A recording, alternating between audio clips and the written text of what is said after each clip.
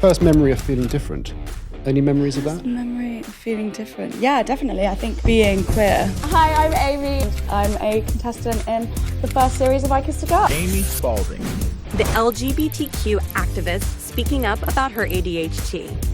Do you think there is a higher proportion of neurodivergence within the gay community from your experience? See, I think there is. You know, I've been talking about my ADHD since the show and everything, and like the response that I've had in the DMs of people being like, I'm a neurodivergent queer, and like they relate to that my story so much. I want to go back to the reality TV show. It's called I Kissed a Girl. Why did you choose to do it? Growing up, we never had the proper queer representation on TV. Lord knows how much I would have felt more represented and like comfortable enough to come out at a younger age. How would you describe real love from your own personal, emotionally complex ADHD mind's experience?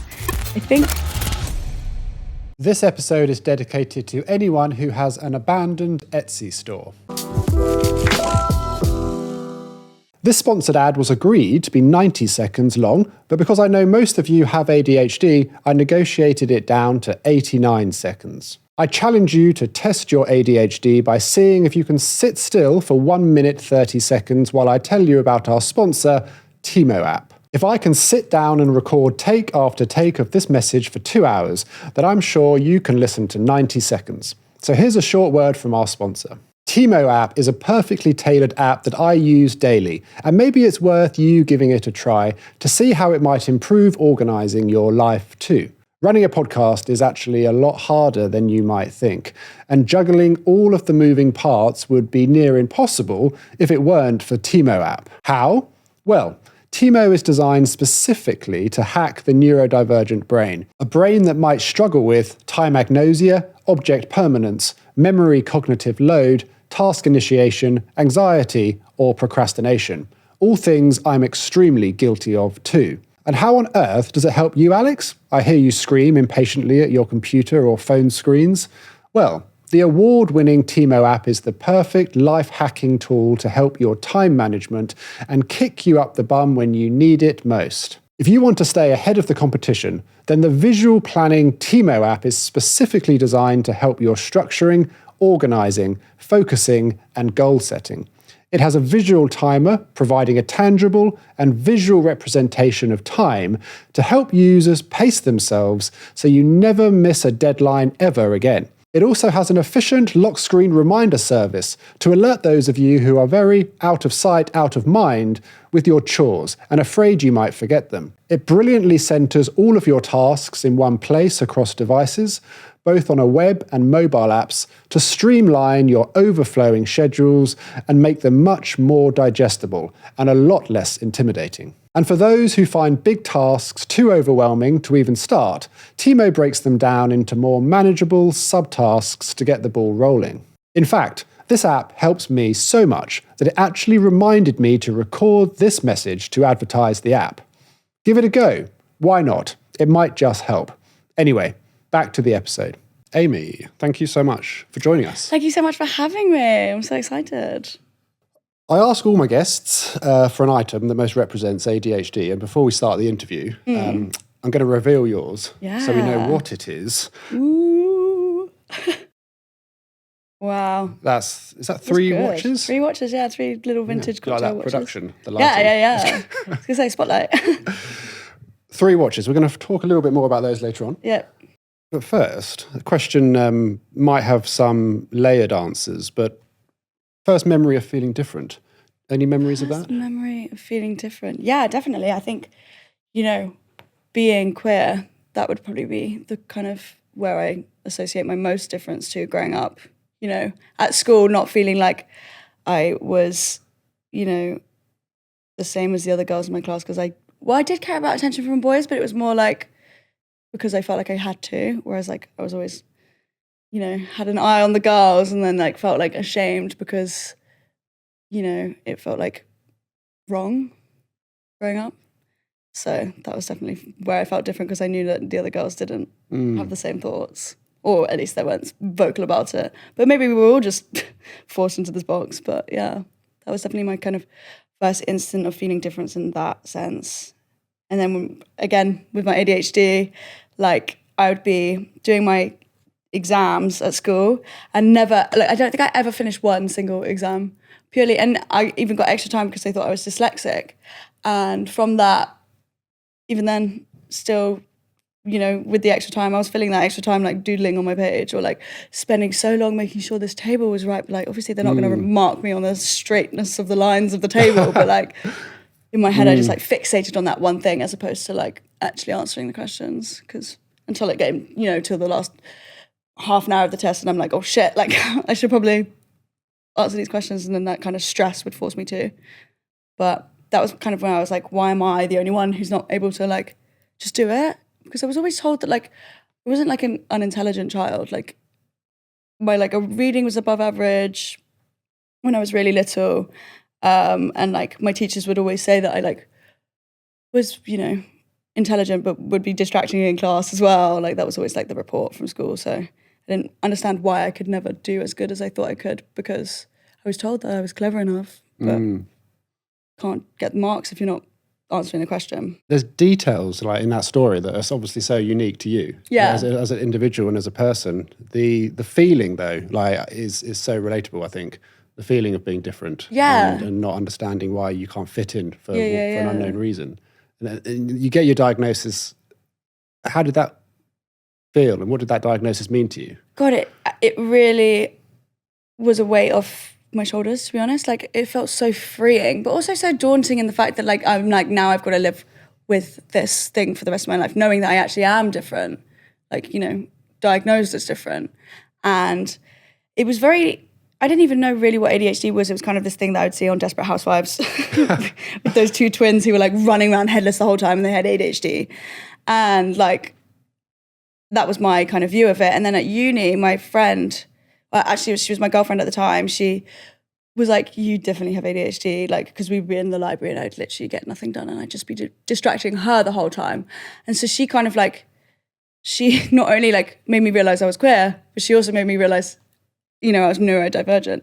And yeah, so I think it was very much that, and that was in what, it must have been second year of university for me, when I just realized, oh my God, okay, hang on, what's ADHD? And then all of a sudden everything aligned. Like my driving, I had so many points on my license because my driving was crazy. I was always speeding, you know, my room was always messy. It was always like, I'd go through periods of like being like, just being really reckless. And like, it was because just, you know, getting those dopamine hits where I could. And I got, you know, kind of like, there was a crescendo in like third year of uni where I just had some mental breakdown because of so overwhelmed with work. Like I was doing my dissertation and like had that, and that was obviously like a very big project that like I had loads of time for, but was not doing it.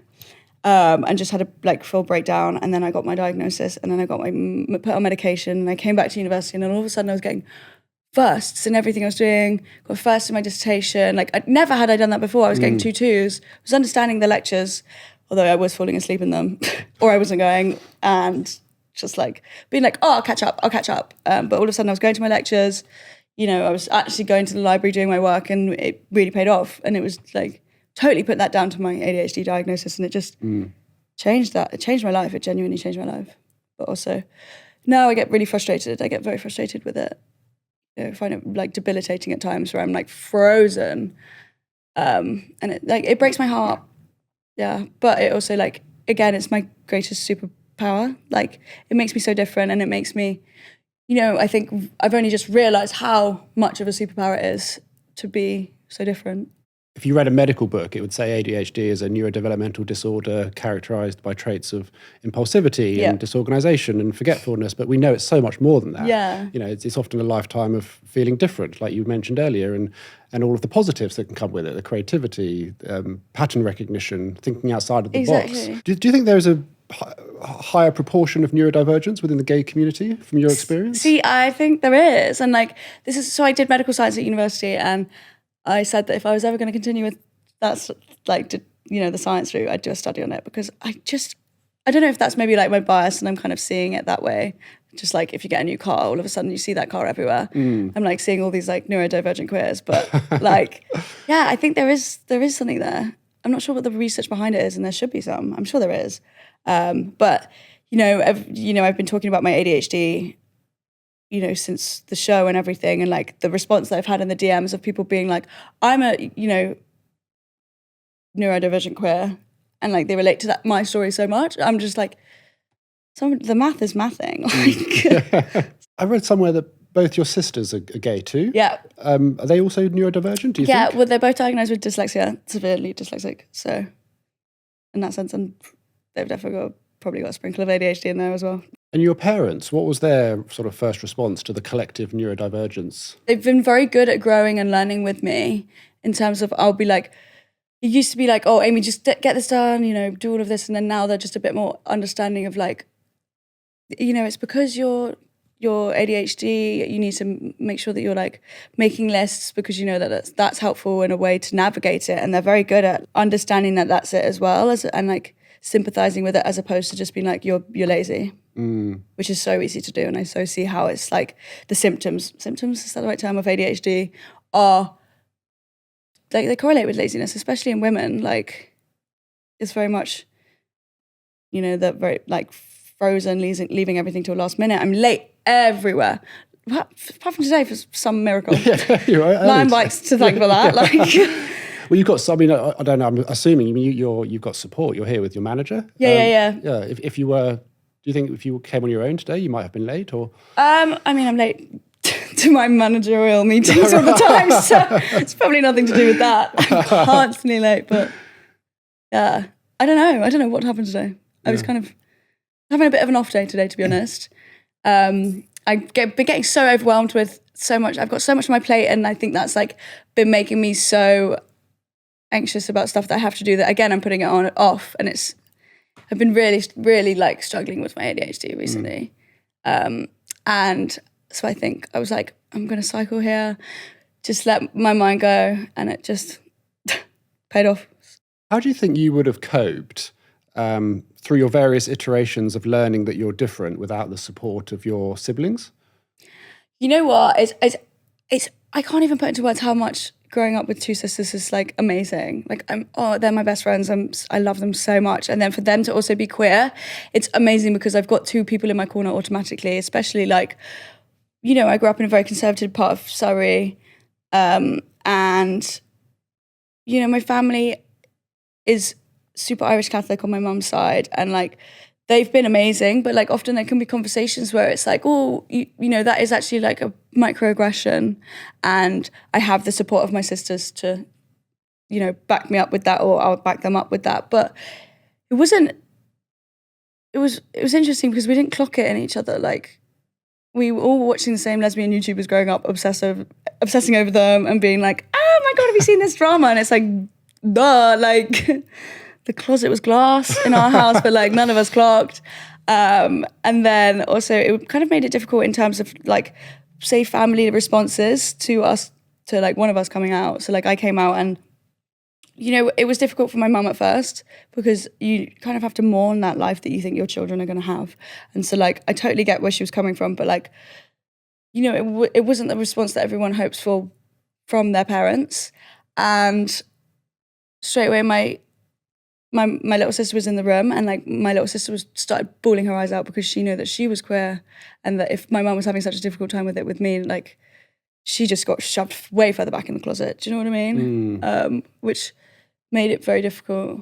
But then having said that, when she felt comfortable enough to talk to me and my older sister about how she was queer, like firstly we were like, duh.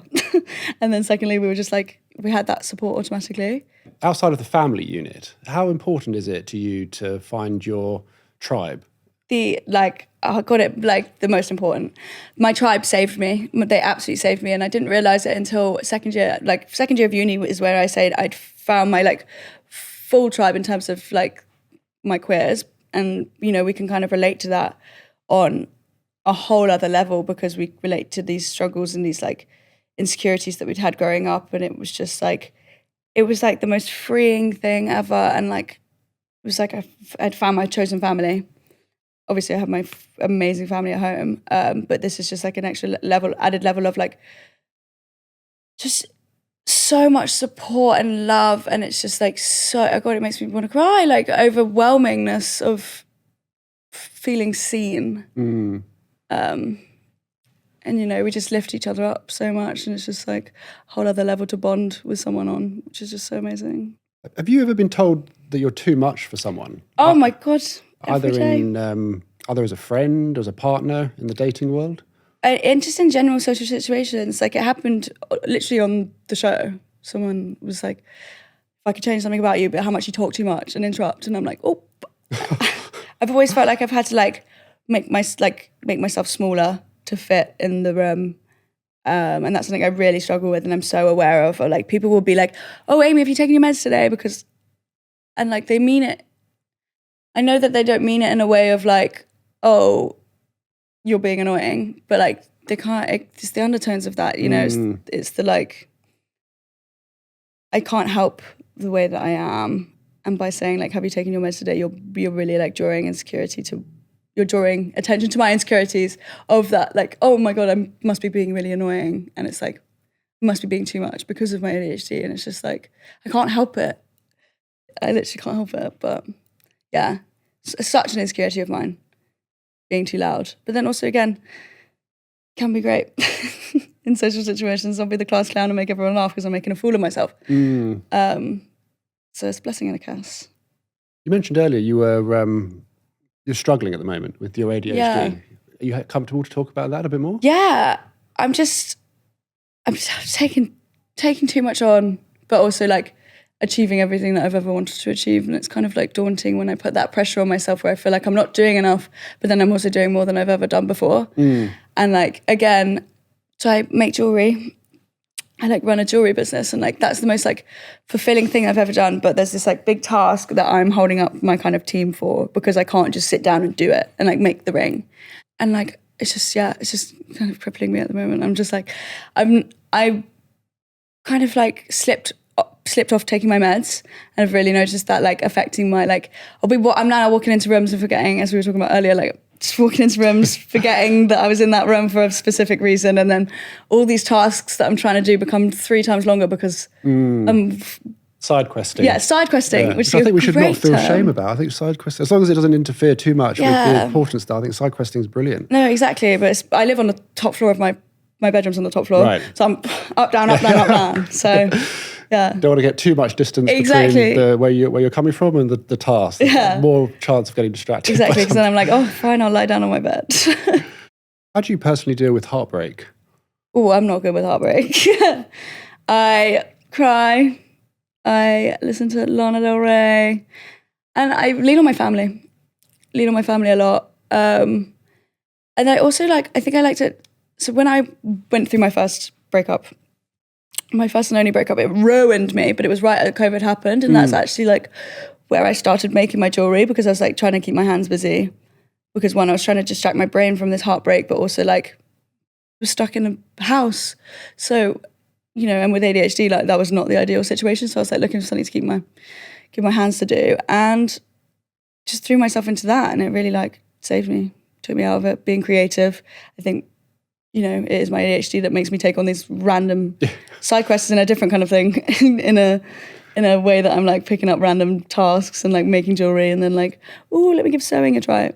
Not a good sewer. Just let that one die. Bought the domain? Yeah, bought a sewing machine. Now again, collecting dust. Yeah. So many things I've started now collecting dust. In the room of shame it goes. Yeah. How would you describe real love from your own personal, emotionally complex ADHD mind's experience? Wow, what a great question. I think real love for me is like, just like, I wouldn't even be able to put it into words because I think that's the way that my brain works is that I feel thoughts. And so like, no matter how much I would love to articulate a thought, I can never do it well. And I think that comes down to my ADHD. I'm not sure. But love is just like a whole feeling of wanting to be enwrapped in someone's soul, in my opinion. And just like wanting them to do amazing and like knowing that they're there for you no matter what. And like, my girlfriend at the moment, she's just like so understanding about my ADHD. like so understanding. Like I'll be having a really bad day and she's like, baby, like your chemicals, like they're just off. Like, have you taken your meds? Maybe do that, go for a walk, because you know that always cheers you up. Or put on a podcast while you're doing the dishes. And just complete supportiveness. And it's just comes from a place of pure love from that. Do you know what I mean?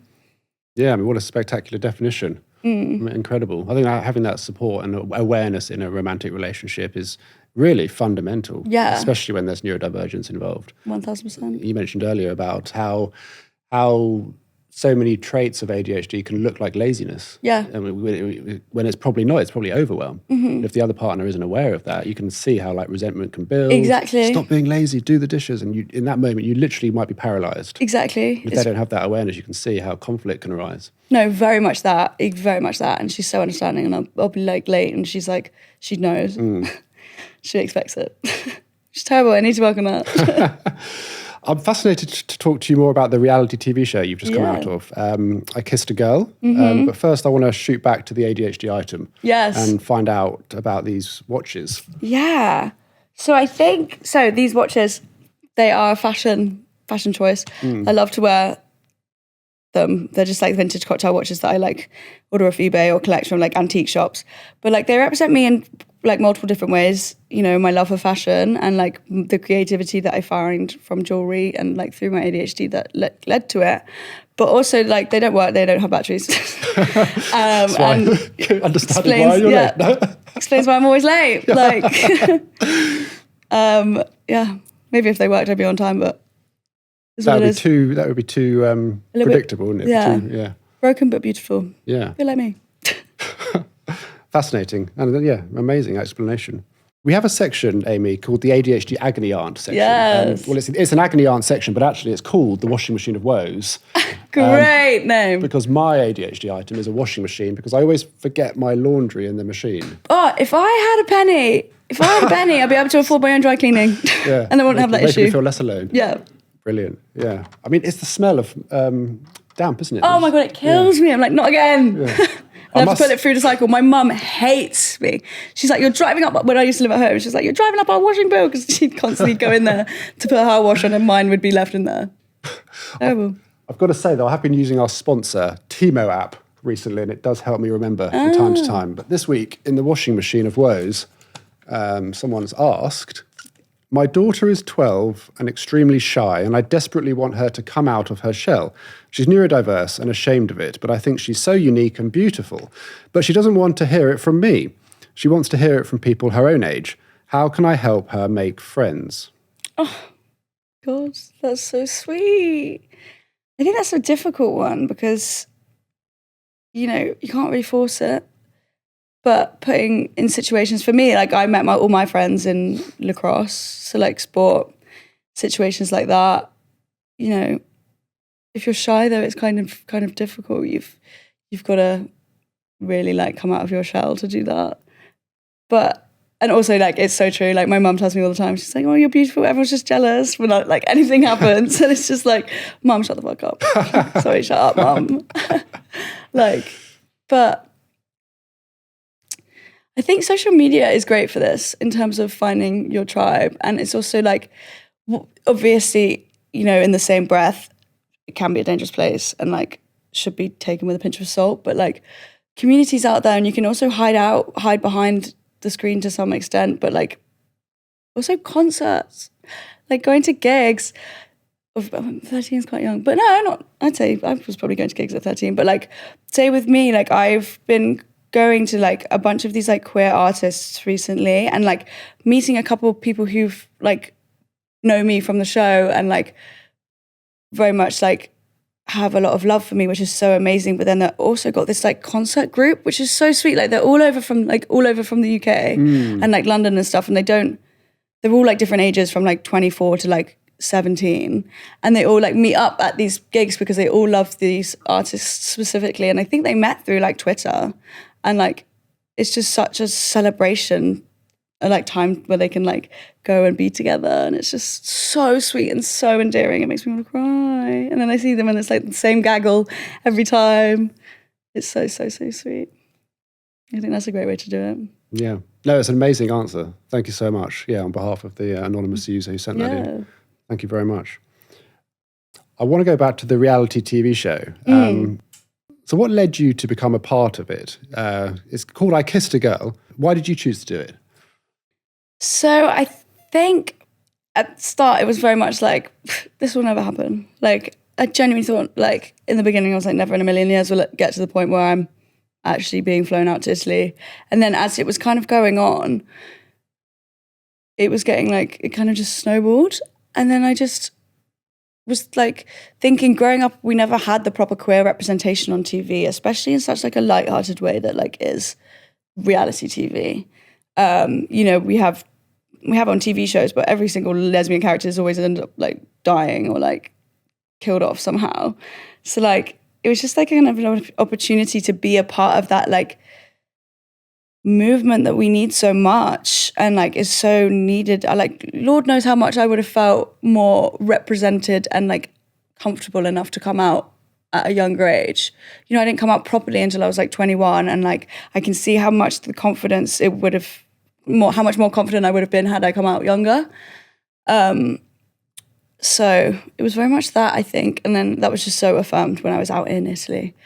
And also free holiday. Yeah. I was like, sign me up. And also like, I'm so ready to be in love. I love love. I'm such a lover. I give everything as well. Probably to my own detriment sometimes. And I was desperate to be in love, so I just kind of went out there thinking that I'd fall in love. I was like, if anybody's going to be able to do it, it's Danny Minogue. Like, but yeah. I mean, if you've watched the show, it didn't actually work out for me in that kind of sense. But I came out with a lot of platonic love and a lot of love for myself and my queerness and my, you know, after the show aired, my difference, you know, my ADHD, because of the response that, you know, I've had about being openly like ADHD and openly queer. It's just made it all worth it. So worth it. It's the proudest thing I've ever done. We briefly mentioned it before we started filming today. I don't know how they edit the show, but I imagine they might change or fabricate bits to fit a particular narrative. And I wondered, how did you feel about that as someone with ADHD and perhaps RSD not being in control of how you were perceived? Yeah, I think to be honest, I think the show format was very much accommodating to my ADHD in terms of I was told where to go, I was told when lunch was, be here, there was a medic on site giving my meds every single day. And, you know, I literally didn't have to make any decisions for myself. I was always late getting ready in the evenings, but apart from that. But I think I kind of like relished in that lack of control because I would just do me on the day-to-day and then that was it. And I genuinely wasn't really thinking about the show coming out. It was more just like, I was obviously aware we were being filmed, but it was just more just like living in the moment, not overthinking what was being captured, because what was the point? I think I kind of have that thing of like, if I don't have control over stuff, so things I do have control over, like say timing, I'm really poor with. Whereas like, if I don't have control, is what it is. And so after the show, the social media response, how has that been? And how has that impacted your mental health? It's blown me away. Like, it genuinely has blown me away in a good way. I think I was very lucky in terms of the response that I've had. Everyone's been so positive and like uplifting, and the show in general the show format was never to like berate or like cause drama. Obviously there was drama, you're putting 16 lesbians or 16 queer women in one masseria, but yeah, it was never to berate or to stir up stuff. It was very much to represent and to be that kind of like, you know, stepping stone for the queer community and finally putting us on, you know, in the limelight and on TV. So it's been very positive. Obviously there was a bunch of homophobic comments on like the BBC's post when they posted about it, people being like, oh, I can't believe my taxpayer money's going towards this and stuff. And it's just like, that like doesn't even faze me, because I'm just like you're a bigot, lol, that's embarrassing for you. But then there was like in the very first week, I got the very first couple of episodes was like where I got the most hate, and that really did get to me.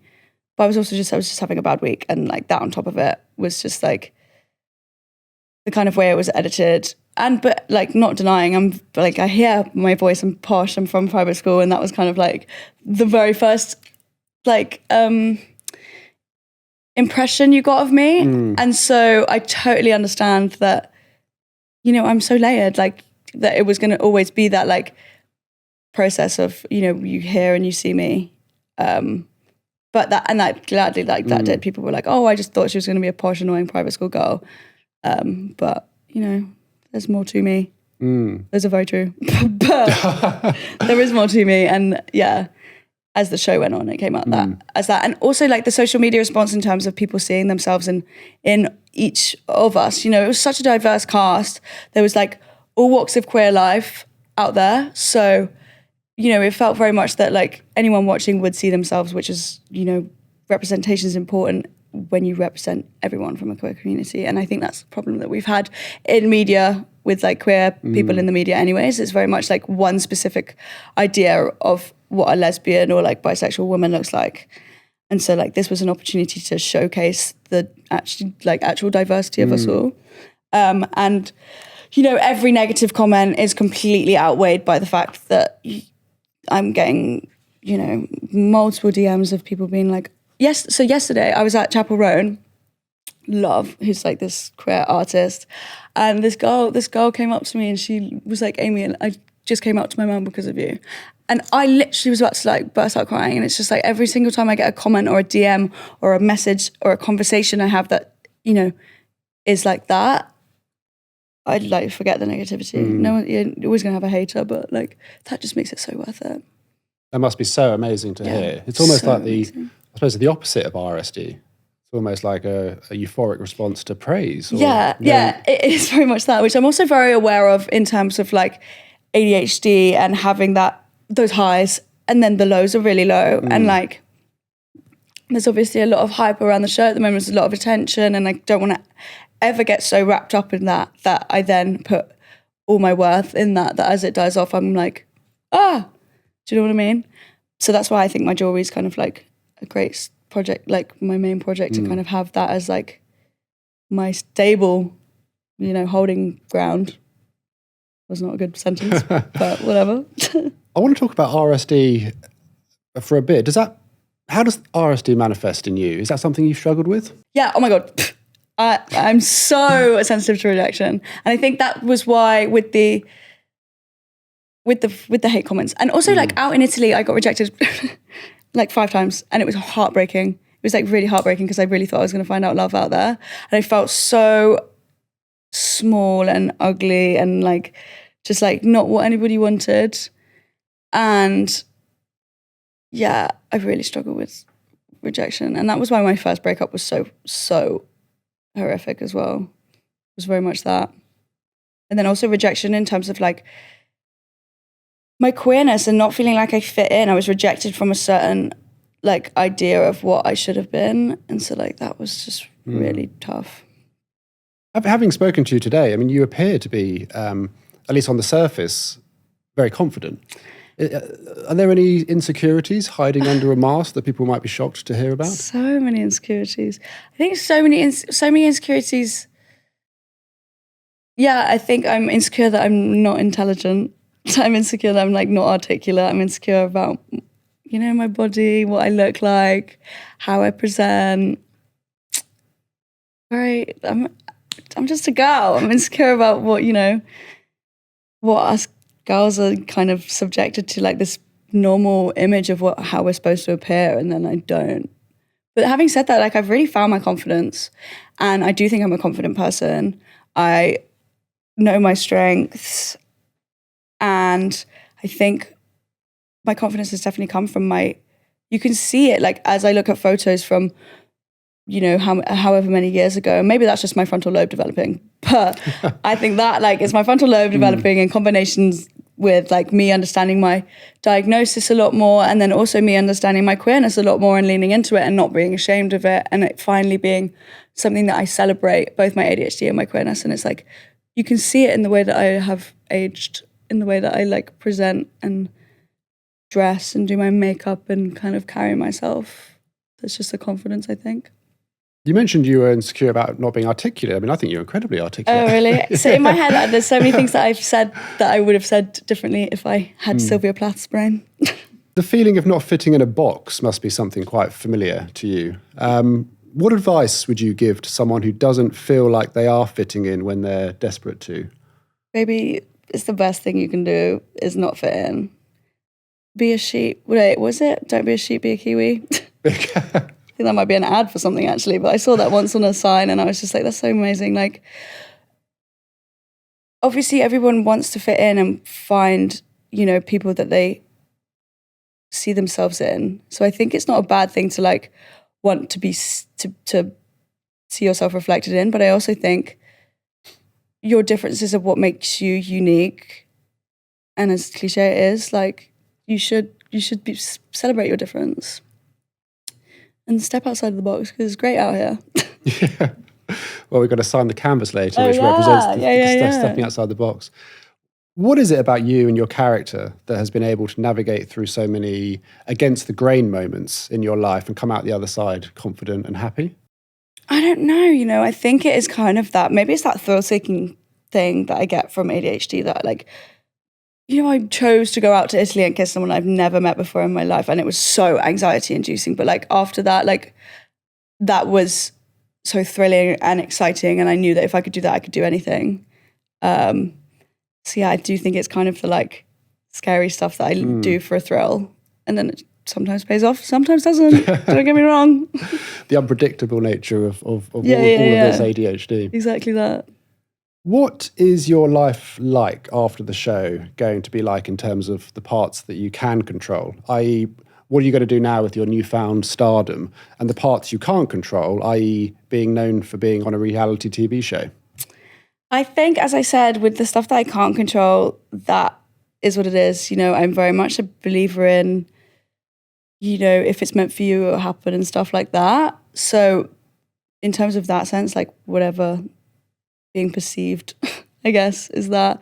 And then the stuff that I can control is just using this voice that I've gotten out of nowhere for, you know, being a voice for the people who don't really have one and like bringing awareness to like ADHD and also just, you know, helping people celebrate their differences and their queerness because it's like so something that I've only just discovered is so amazing.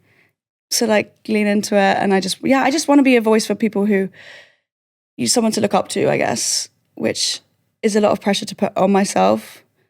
But, you know, having had such a positive response so far that I feel like I can do it and like I will do it. That's truly inspiring.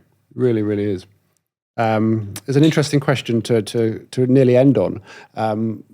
What is it about being ADHD that you would miss hugely if you were to suddenly become neurotypical overnight?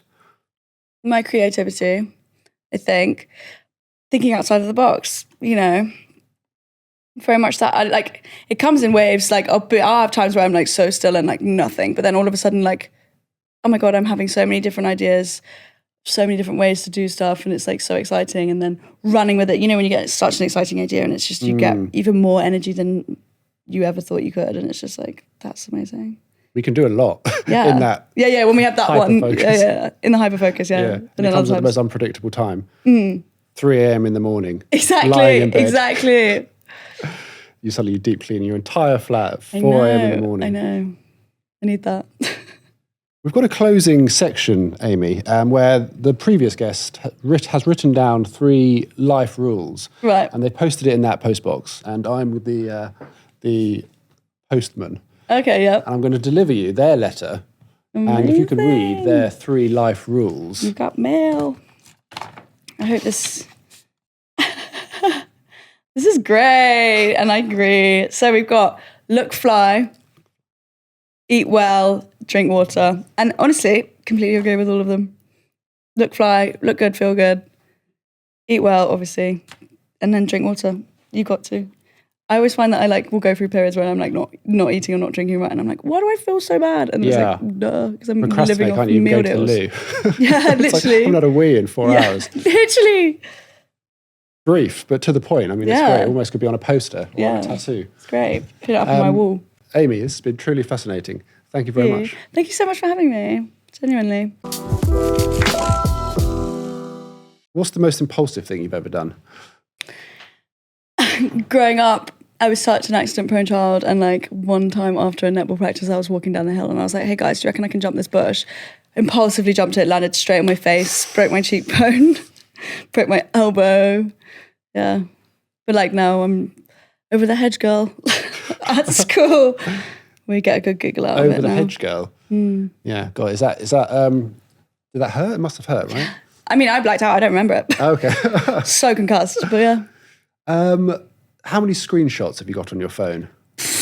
I have like 60,000 photos in my camera roll, like media things. So many screenshots. That's a lot. I think the previous record was about 20,000. So that's Screenshots like 3 or times. like... Screenshots or just, yeah. But like my photos, my camera roll, my videos. Oh my God. So I've got 12.2 thousand screenshots. That's a lot. That's a lot. What was the last, you don't have to, if it's all private, what What's was the last couple? screenshot? Music that I sent to my girlfriend. How many domains do you own? I own 2 domains. That's pretty good, actually. Yeah. But one of them I need to get rid of. One was an old one. But I just haven't, I've been putting off the task of cancelling it, so I'm still paying that subscription. Yeah. What was it? What was the domain? SLT Studios, my jewellery. Oh, of course, yeah. Did we put a link to that in the description? Is that you're still doing that now, right? Yeah. What about reusable shopping bags? Do you remember to take them? Just, Are you joking? No. You got a cupboard full of them. Yeah. Oh my God, the biggest cupboard. Unread emails is 26,000. That was going to be my next question. Unread emails, 26,000. 26.6 thousand. Unanswered text is 237. 237 WhatsApps. No, WhatsApp's 4. Instagram DMs, oh my God, that would be insane. Yeah, I mean, you confirmed you do have ADHD. Yeah, check.